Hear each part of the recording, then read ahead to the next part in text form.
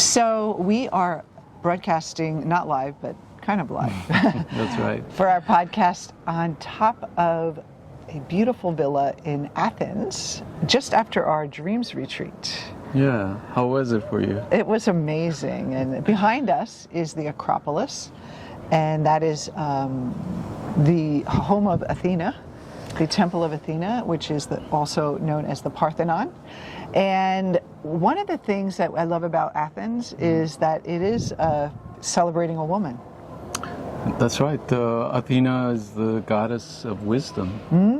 And so we had a small group. When we do these retreats, they're pretty small, so they're under 8 people, and so they get that VIP experience. We eat together, we don't sleep together, but we spend days together, and we have a really great deep conversations and also deep transformation. And then we get to explore the wonderful city together, and we all went up to the Acropolis yesterday and had a little tour of the ruins and got to really go back in the past. Yeah, I think it was you or someone mentioned that it appears like the whole city is worshiping the temple up on the mountain there. And don't we all want to be worshipped like that? Yeah, and Athena definitely deserves that kind of adoration. She is the mother archetype, as Jung would say. And she's also a warrior. Yes. And so she's a protector. And so one of the things about the temple, the Parthenon, is that it's been destroyed multiple times, and over the years, and it keep getting rebuilt. And we were teaching our clients this weekend about our life and these things that we hang on to, that we want to stay the same, but sometimes when things fall apart, new things come in, and that there's always a chance for regeneration. And I think that's the mother archetype, she's the destroyer and the creator. And we have to understand that as part of our life, is that we are that too. Absolutely. I was curious about your experience, because we've kind of been on this journey of trying to find ways to teach dream interpretation. In the bigger scope of things, where do you see this experience falling, and what has it taught you about the way of teaching dream interpretation? Yeah, it's really interesting, because dreams there's so much information in a dream, and we work with clients on dreams, and they email us their dreams, and we interpret them. We have sessions with them, maybe 30, 45 minutes on a dream. But when you are in an immersion of 4 days, and someone at the group had a question, and within 20 minutes of reviewing her dream, she got so much more information. It's like 6 months of coaching, because the dream has so much information packed into it, and there's so many layers. And I sometimes think that the short-term, quick dream interpretation really doesn't give it the reverence that a dream should have. And for me personally, dream work is what took me from being a spiritual explorer and questioning and believing, and that there's this other part of myself, and there's Jungian psychology, and there's this psyche that we're dealing with, to actually knowing who I am, knowing that there's this other part of myself that's giving me all this information, and where is that coming from, and that wisdom that just knowing it's there is so powerful. And like I said, we talk about a dream is like a map. It's like someone gives us a map. We want to on a journey, and we want to go somewhere. We want to find love. We want to meet our purpose. We want to express ourselves, and the map is given to us, and it's in another language, and it has all these symbols and signs that we don't understand. And the dream is like that map. It lays out, even one dream can lay out entirely your life. And if you just take your time with one dream, you can find out so much more information than if you read 1,000 books. That's right. Don't you think that? Yeah, and what I've noticed is that being here in this mystical place, with this kind of mystical temple behind us, it just lends itself to dream work in such a beautiful way. The energy here is different. It is. We've been to so many places in the world, but these kind of places have their own energy, their own mystique. What do you think it is about this place versus like a place in Europe? We've been all over the world, about Athens, that is different energetically than other European, maybe more developed countries? Right. Well, it has so much significance. Obviously, it's the cradle of Western civilization with the ideas of democracy, of philosophy, really being born here for the West. Like Socrates walked these, and Aristotle walked these streets. It's so powerful. Yeah. You know, there's so many people that have iconic significance for the West. And yeah, I think it even goes back further to ancient times, that people naturally found these places to be unique, to have a kind of a sacred energy to them. So the ancient people really were more in touch with the earth and the energies of the planet, and they chose this mountain behind us as a place of sacredness, and so we're here in the skirts of the sacredness, and it really is it's such a amazing feeling. Wherever you go in the city, there's a trail that goes all the way around, and you can walk the whole city, and on this trail and everywhere you look is this beautiful place on the roof, on the shiny city on the hill. And you think about thousands of years ago, that people looked up at that same structure. Yeah, it's just amazing that we're here and right. seeing something that people way before we were born were here. It's very inspiring, and I really like the culture. I like the even the alphabet's different here. So when you look at it's Greek to me. The symbols. Yeah, this very, very symbolic. And then what we noticed too on the retreat, which is very unique about being on a retreat versus taking a course or doing private coaching, is that the whole experience is for you to grow. Like the things that happen in between the sessions, your travel here, people you meet, the people in the group, everyone has all the little synchronicities. Yeah, it's like you can use everything, and it's very symbolic of what you needed to know. So our clients always come with an intention, like why, everyone has that why I took this retreat, why did I come here, what answers did I seek, and you just have to trust that the answers come. Yeah, so let's talk about Freud and Jung, because that's kind of part of what we teach in the retreat.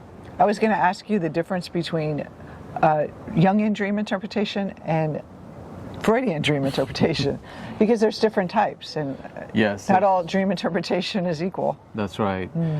It starts off with how you see the psyche. So obviously Freud saw the psyche as very personal.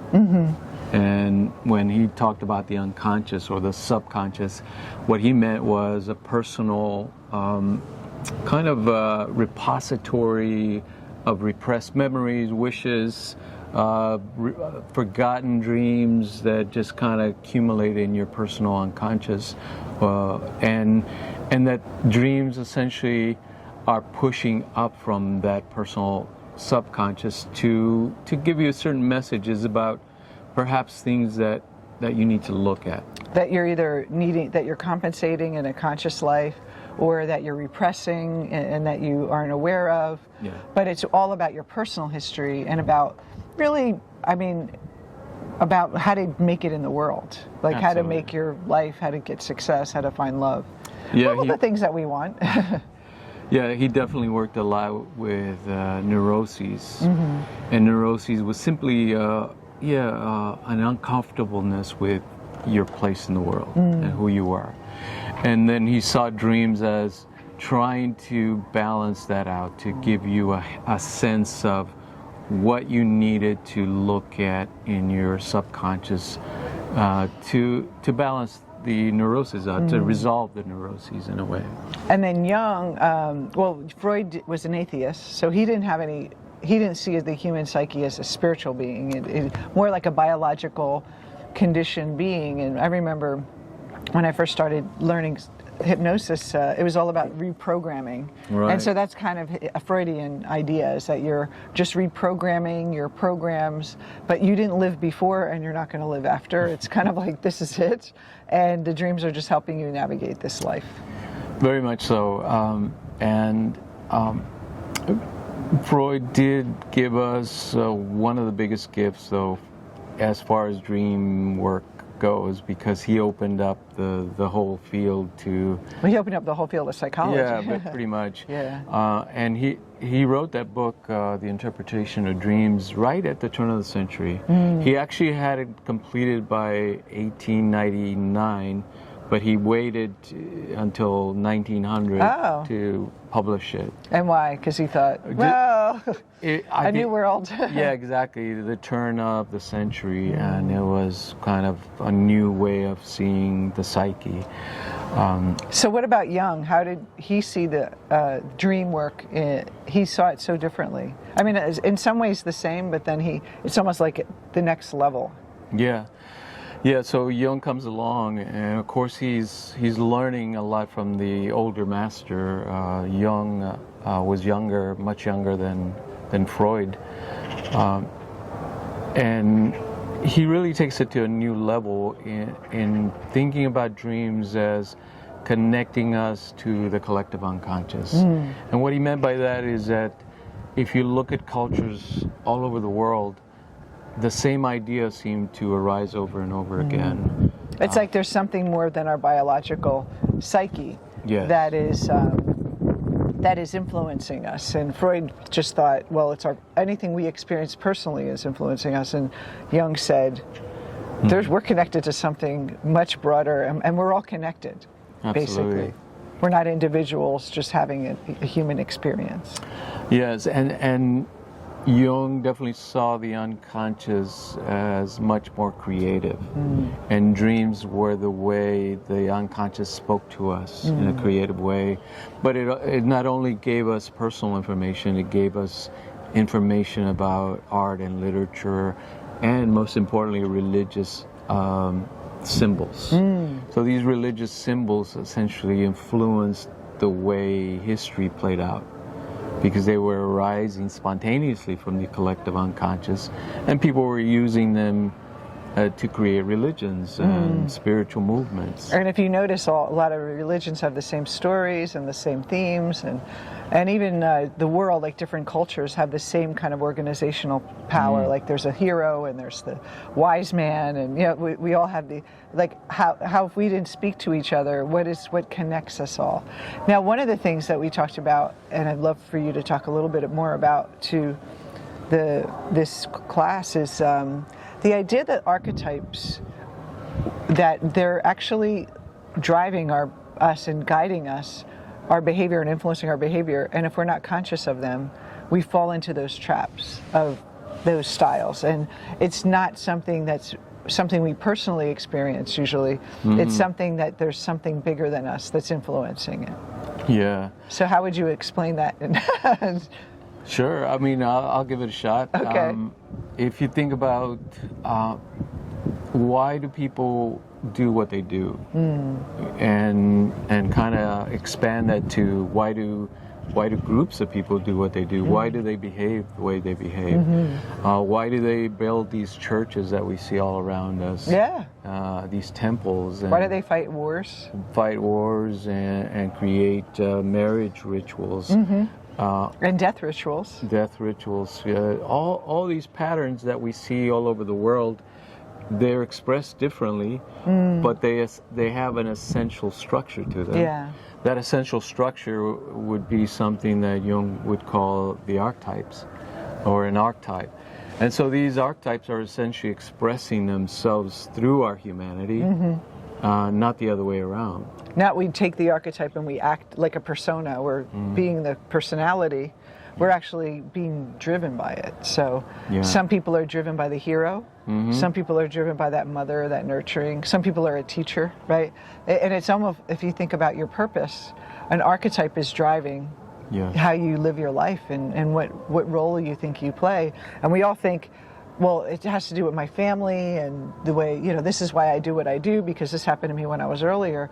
But if you think about your siblings, how come they're not all wanting to do what you do? Like a lot of our clients want to be coaches and they want to help others, and no one else in their family wants to. So where did that come from? Where did that desire to teach, the desire to share? It didn't come from, I had a bad childhood, so I want to help others. That's the story, but underneath there's something more profound going on. Right. So the question then becomes, what choice do we have in this world that the archetypes are playing out through humanity, through culture, and through religion? Mm-hmm. The choice is simply this: as individuals, are we going to live unconsciously and let these forces drive us? Mm-hmm. Or is there a way to become conscious of them and participate in a conscious, creative way in that process? So, for someone who's looking for their purpose, for me, I remember when I just didn't know what I wanted to do with my life, and when I was in the corporate world, there was something about me that people were drawn to, and they said, I wanted help. I always felt like I wanted to help people, and it's like, where did that come from? And so that's what you're saying, is this archetypal pattern. But if I don't consciously choose to act upon it, it could just stay dormant. It could just be, it's there, and maybe I help a couple people, but I decided to take it and use it and express myself as the archetype. Yes. Of the teacher, of the wise woman, and stepping into that role. And that's why it feels so weird, I think, because for a lot of women especially, they don't think they're qualified to go out and teach or to share what they have, or they don't think they're wise enough yet. And they look at themselves from their persona, from that little ego, and they're not seeing that there's this force that's much bigger than them, that's acting and compelling them to act in that way. Yeah. And I would say that Jung would interpret that kind of negating of the archetypal reality as dangerous, because then the archetype could play out its dark side. And so he saw every archetype having a light side and a dark side. So the helper becomes someone who can be harmful. That's right. That's why you see a lot of people that don't have the let's say the opportunity to understand that inner drive in them. They become frustrated and sometimes aggressive because they don't have a way to create. Mm-hmm. And without a sense of creating or a way of creating, the only option is destruction. So also too, say I was not aware, but I kind of took on the role of the teacher because it was like this kind of compelling, motivating force, but I wasn't individuated, and I see this a lot. I become my persona becomes the archetype, and it becomes basically an inflated persona, where I become this, like, I am the great teacher. My ego gets kind of wrapped up in it, and I identify my ego as the archetype, and that could be a dangerous thing, because then the shadow of the is the one who is harmful, or someone who doesn't help people. And so I see this a lot in the coaching industry, women that do help in the service industry in general, is that if they don't become conscious of this, they end up beating themselves up and feeling responsible for everyone's transformation. And then they feel this like heaviness and really hurt if someone is disappointed with the service they give. And I know I went through that too, and that kind of attachment. And that's where, when you know that you're doing your work, but then you're attached to people telling you you're a great teacher, that's when you know you haven't fully integrated the archetype. You're more using the archetype for your ego's purposes versus really using it as a tool to express the divine in you. And that's a much different way of doing that. So what would you say would be if someone is caught up there? I'm sure there's a lot of people that are coaches or want to be coaches listening to this, or want to help others. Maybe they're in other fields like nursing, helping professions, or even a parent that wants their child to be a good teacher or a teacher. What advice would you give them to recognize if this is happening and how to become more conscious so it doesn't bite them in the butt? Well, the dreams are the royal road to the unconscious, as Freud taught us. and then Jung kind of lays the groundwork for how to use the symbols that arise from the unconscious to connect our personal experience, our personal work in this world, with those deeper forces, the deeper impulses that arise from the collective unconscious. And so I would say that dreams are the way to work with that process. Would they look? What would you said? Dreams would help them work with that archetype in what way? Can you give an example of someone who worked with that archetype in a dream and had a dream, and it was something that they kind of came to terms with? Yeah. Or is it more the emotion of the dream? Or yeah, well, individuation, as Jung called it, meaning the process of finding yourself, the true self in you, is very personal. Everyone will experience it in a unique way. That's why he called it individuation, that it is a unique path that we all take. But essentially the dreams work to guide us on that path.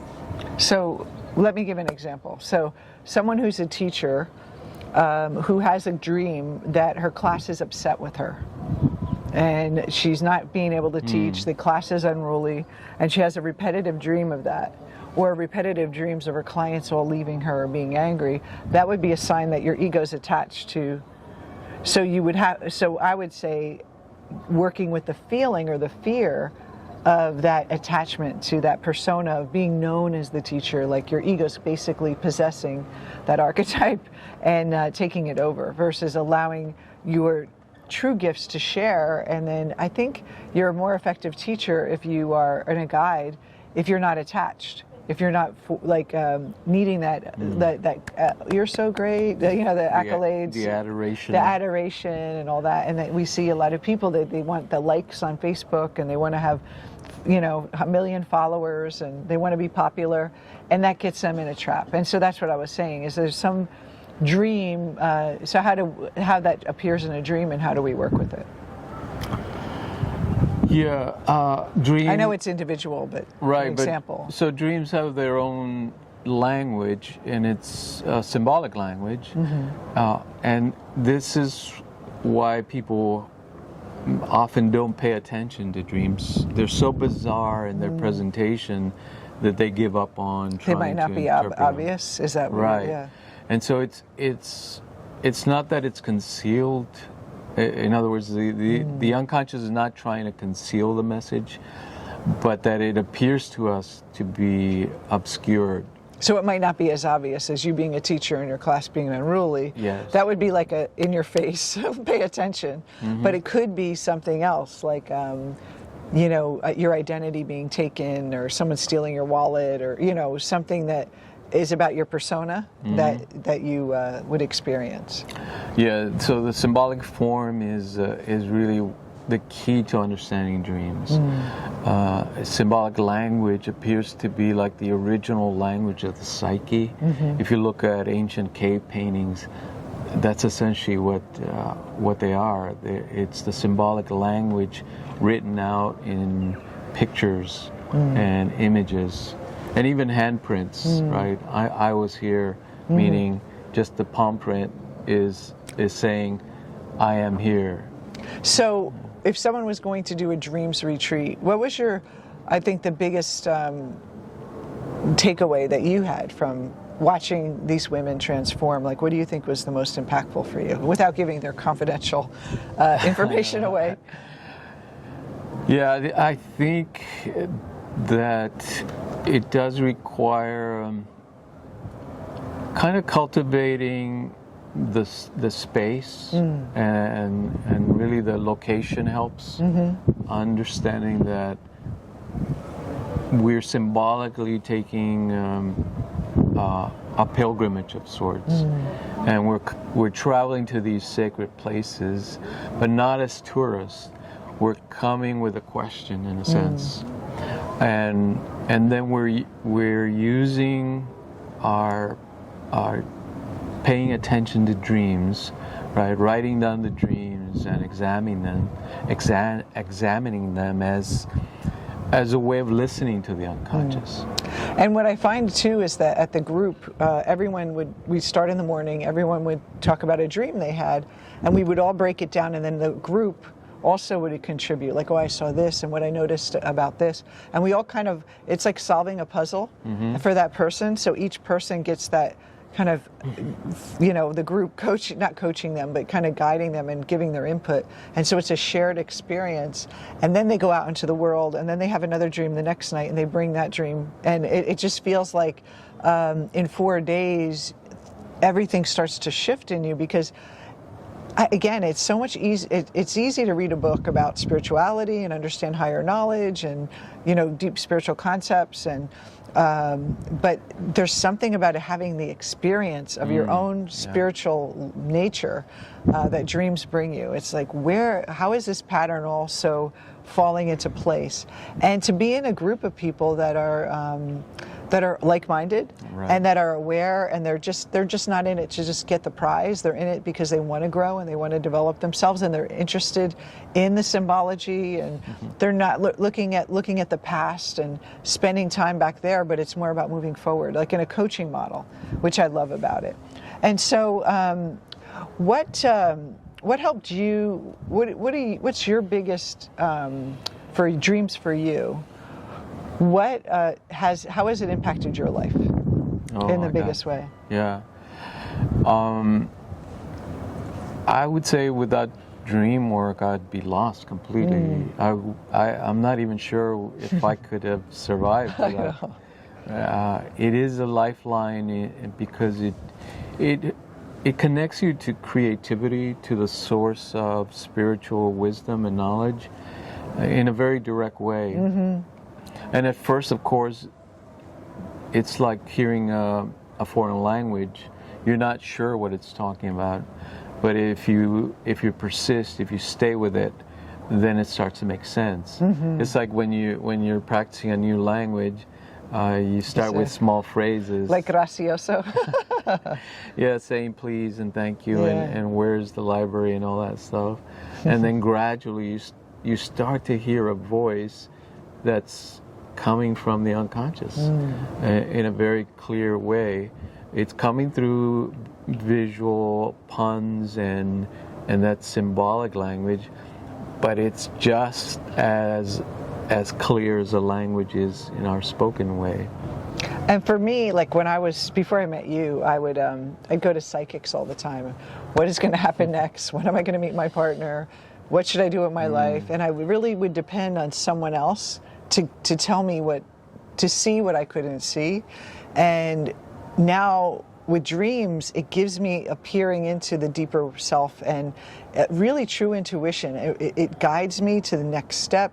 It actually, you have so many more precognitive dreams that I kind of see things coming before they come.